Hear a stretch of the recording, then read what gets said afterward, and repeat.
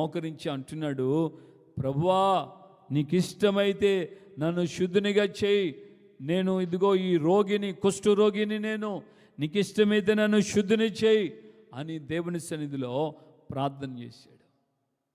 దేవుని సన్నిధిలో ప్రార్థన చేస్తే దేవుని యొక్క వాక్యం అంటుంది, యేసుప్రభు పిలుపు విన్న తర్వాత యేసుప్రభు సమీపించి చేయి చాచి అతన్ని ముట్టి ఆయన అన్న మాట ఏంటంటే, నాకు ఇష్టమే, నువ్వు శుద్ధుడు కమ్ము. ఆమేన్, హల్లెలూయా, హల్లెలూయా. నాకు ఇష్టమే, నువ్వు శుద్ధుడు కమ్ము. చేయి చాపి ప్రభు అంటున్నమాట, నాకు ఇష్టమే, నువ్వు శుద్ధుడు కమ్ము. ఇతనేమో దూరంగా ఉన్నాడు, దూరంగా మోకరించాడు.